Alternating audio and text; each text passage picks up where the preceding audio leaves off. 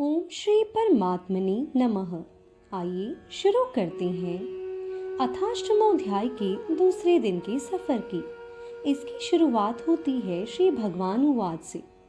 श्री भगवान अर्जुन को आगे समझाते हुए बोले, परम सिद्धि को प्राप्त महात्मा जन मुझको प्राप्त होकर दुखों के घर एवं क्षणभंगुर पुनर्जन्म को नहीं प्राप्त होते। हे अर्जुन, ब्रह्मलोक पर्यंत सब लोग पुनरावर्ती हैं, परंतु हे कुंती पुत्र, मुझको प्राप्त होकर पुनर्जन्म नहीं होता, क्योंकि मैं कालातीत हूँ और ये सब ब्रह्मादि के लोग काल के द्वारा सीमित होने से अनित्य हैं।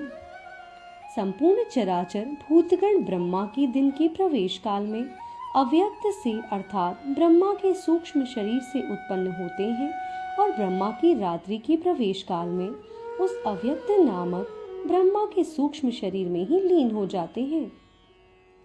हे पार्थ, वही यह भूत समुदाय उत्पन्न हो होकर प्रकृति के वश में हुआ रात्रि के प्रवेश काल में लीन होता है और दिन के प्रवेश काल में फिर उत्पन्न होता है।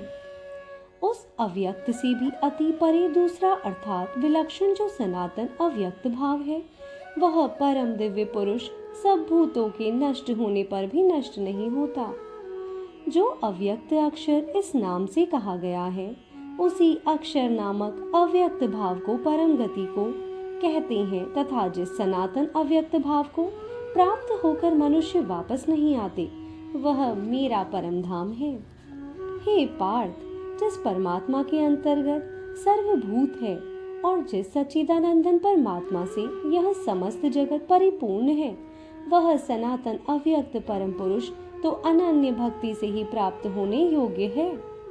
हे अर्जुन, जिस काल में शरीर त्याग कर गए हुए योगी जन तो वापस ना लौटने वाली गति को और जिस काल में गए हुए वापस लौटने वाली गति को ही प्राप्त होते हैं, उस काल को अर्थात दोनों मार्गों को कहूँगा।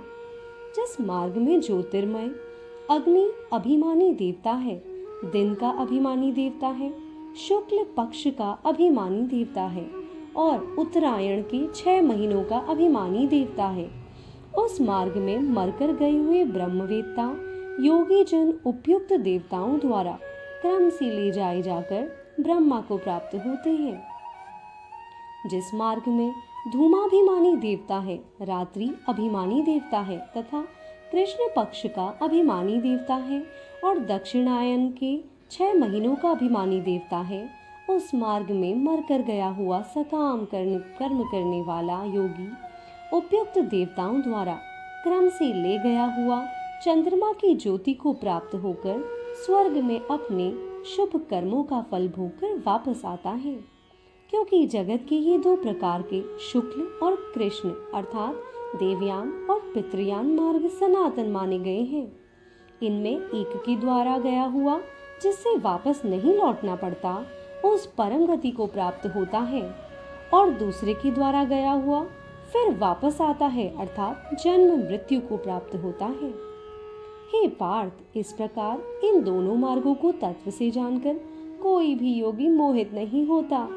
इस कारण हे अर्जुन, तू सब काल में समबुद्धि रूप योग से युक्त हो अर्थात निरंतर मेरी प्राप्ति के लिए साधन करने वाला हो। योगी पुरुष इस रहस्य को तत्व से जानकर वेदों के पढ़ने में तथा यज्ञ तप और दान आदि के करने में जो पुण्य फल कहा है, उन सब को निसंदेह उल्लंघन कर जाता है और सनातन परम पद को प्राप्त होता है। यही समाप्त करते हैं अथाष्टमोध्याय के इस सफर की। राधे राधे।